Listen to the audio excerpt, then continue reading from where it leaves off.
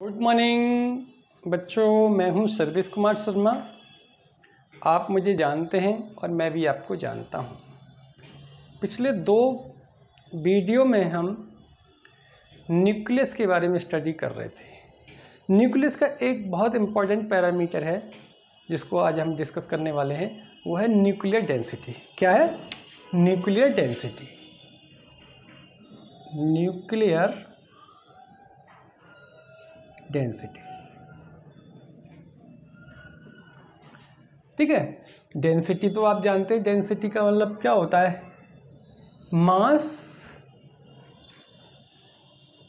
Mass upon volume. किसकी study कर रहे हैं? न्यूक्लियर डेंसिटी की। तो मास किसका होगा? न्यूक्लियस का होगा।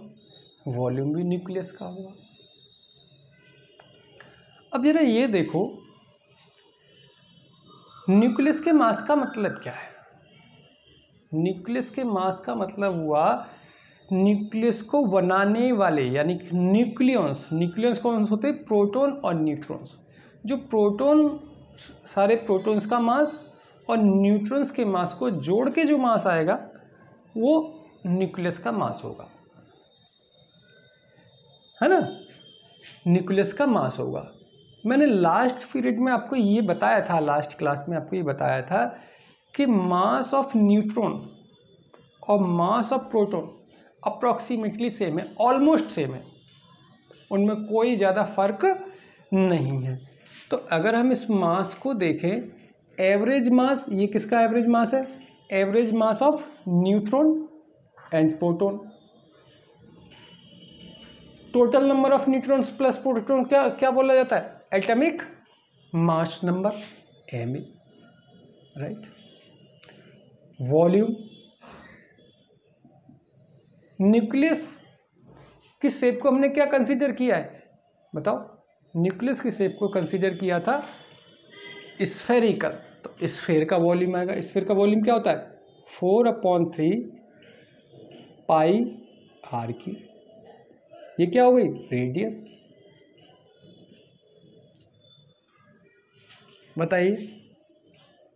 R equal R0 A1/3। कब बताया था ये? लास्ट क्लास में, अगर आपको ध्यान हो तो। ये अगर इस वैल्यू को यहाँ पुट करें तो V क्या आएगा? V equal 4/3 pi R0 A with power 1/3 whole cube equal 4/3 pi R0 cube and A। ये मास हो गया, ये आपका वॉल्यूम हो गया। तो डेंसिटी क्या होगी? जरा देखिए डेंसिटी। रो इक्वल मास क्या? ma। वॉल्यूम क्या? 4/3 पाई R0 क्यू A। अगर आप इसको कैंसिल कर सकते हैं, कैंसिल करिए। रो इक्वल 3m/4 पाई R0 क्यू। ठीक है। अब इसमें जो बातें आपको नोट करने वाली हैं, देखो, R0 एक कांस्टेंट है। क्या है? R0 एक कांस्टेंट है। R0 कितना बताया था? 1.2 फर्मी। फर्मी का मतलब क्या होता है? 1 फर्मी कितना होता है? बिल्कुल ठीक, 10 with power -15 metre. And average mass of nucleus क्या बताया मैंने? ये अप्रॉक्सीमेटली 1.6 - 27 kg। अगर इन वैल्यूज को यहाँ पे पुट करें तो डेंसिटी आती है 2.29 विद पावर +17 kg पर मीटर क्यूब। ठीक है, इस बात को, ठीक है। तो फिर से अगर कोई पॉइंट नोट करो, उसको पहले देखिए जरा।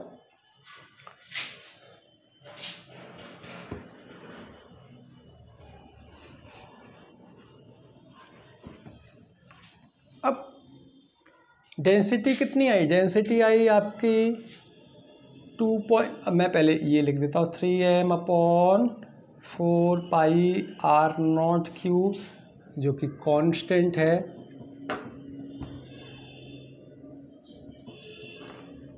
कितनी आई थी 2.29 मल्टीप्लाई विद पावर 17 kg/m³। ये जो डेंसिटी है देखो, एलिमेंट्स जो है या कोई भी एटम है उसके किसी पैरामीटर पर डिपेंड नहीं है।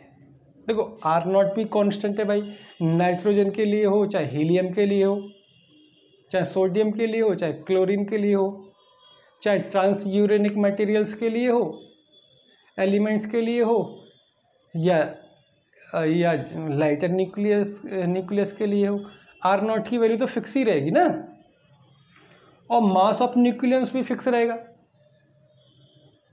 तो इसका मतलब क्या हुआ, इसका मतलब हुआ कि भाई आपकी जो न्यूक्लियर डेंसिटी होती है वो कांस्टेंट है। क्या है, न्यूक्लियर डेंसिटी क्या है, कांस्टेंट है, इज कांस्टेंट। क्या मतलब हुआ, चाहे हीलियम का पूछे आपसे न्यूक्लियर डेंसिटी, सोडियम का पूछे, यूरेनियम का पूछे, टंगस्टन का पूछे, किसी भी मटेरियल की न्यूक्लियर डेंसिटी कांस्टेंट रहेगी और वो वैल्यू क्या होगी 2.29 with multiply with power 17 kg/m³। एक बहुत इंपॉर्टेंट बात मैं आपको इस पॉइंट में बता रहा हूँ, न्यूक्लियस की बाउंड्री कोई वेल डिफाइंड बाउंड्री नहीं है ना। ये कुछ इसी तरीके से है जैसे मान लीजिए इस रीजन में बहुत सारे नंबर ऑफ पर्सन्स यहाँ रहे, यहाँ पे क्या हो, गैदर्ड हो, इस रीजन में गैदर्ड हो, समझिए। तो क्या यहाँ पर क्या वो एक सर्टेन बाउंड्री बनाएंगे, समझ रहे हैं ना, तो उनकी कोई एक सर्टेन बाउंड्री नहीं होगी। तो क्या है, nucleus do not have well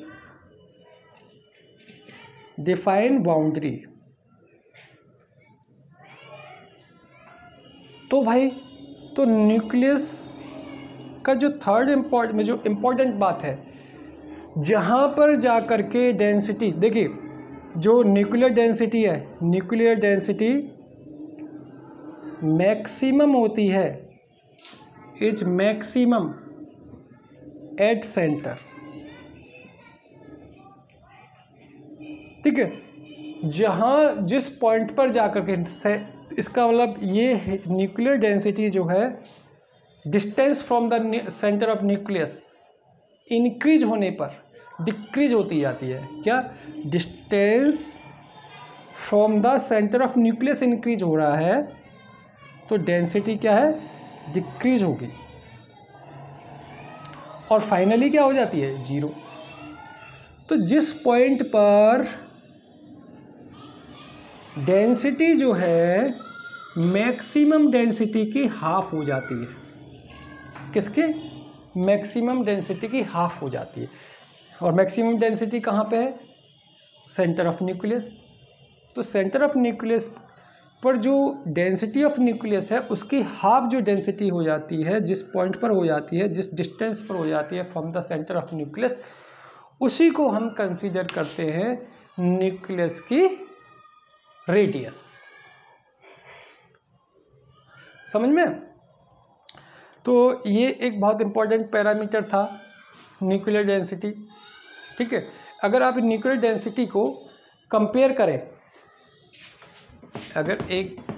करें, ये देखें न्यूक्लियर डेंसिटी को जो एटॉमिक डेंसिटी है, नेचुरल डेंसिटी है, उसके साथ कंपेयर करें, तो देखो ये जो न्यूक्लियर डेंसिटी है वो है 2.29 with multiply with power 17 kg/m³, और जो जनरली जो डेंसिटी जो होती है मटेरियल्स की, एटॉमिक डेंसिटी कह लीजिए या मटेरियल की डेंसिटी कह लीजिए, वो अप्रॉक्सीमेटली आप इसको आसानी के इससे आप 3 kg/m³ मैक्सिमम इतनी हो सकती, देख रहे हैं। तो न्यूक्लियर डेंसिटी ऑलमोस्ट कितनी ज़्यादा है उसके कंपैरिजन में आपकी एटॉमिक डेंसिटी ऑलमोस्ट 0 है। समझ रहे हैं ना। मैं आपको ये बता रहा हूँ कि जो यूनिवर्स का जो मास है, इससे आप क्लियर देख सकते हैं, यूनिवर्स का जो मास है ऑलमोस्ट ऑल मास जो है वो उसके न्यूक्लियस की वजह से है। ये डेंसिटी अभी जैसे न्यूट्रॉन स्टार अगर आपने सुना हो, न्यूट्रॉन स्टार की डेंसिटी या ड्वार्फ स्टार्स होते हैं, वे स्टार्स जिनमें न्यूक्लियर फ्यूजन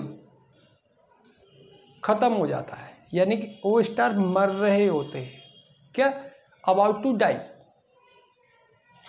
उन स्टार्स की न्यूक्लियर डेंसिटी जो होती है, उन स्टार्स की जो डेंसिटी होती है वो ऑलमोस्ट न्यूक्लियर डेंसिटी के क्लोज होती है। क्लियर से समझ में।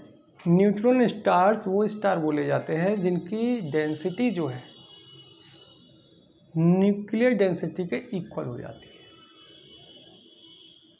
ये वो कंडीशन है जब बहुत ही ज़्यादा कंप्रेस्ड स्टार होते हैं, ठीक है, अबाउट टू डाई। यानी कि ये रहस्य है बिग बैंग का। किसका रहस्य? Big bang. बिग बैंग मतलब जब अर्थ का क्रिएशन हुआ वो कैसे हुआ, है ना, उससे रिलेटेड है। चलिए हम अभी हमारा देखेंगे मेरा वीडियो आपको कैसा समझ में आया। आप मुझे लाइक करें, शेयर करें और सब्सक्राइब करें, ठीक है। अगर कोई प्रॉब्लम है, आपको कुछ पॉइंट समझ में नहीं आया तो आप 75050888 पर मुझे फ़ोन करके कांटेक्ट करके आप, या फिर मेरे चैट बॉक्स में जा कर के आप मेरे को क्वेश्चन शेयर कर सकते हैं, मेरे से क्वेश्चन पूछ सकते हैं। Thank you very much.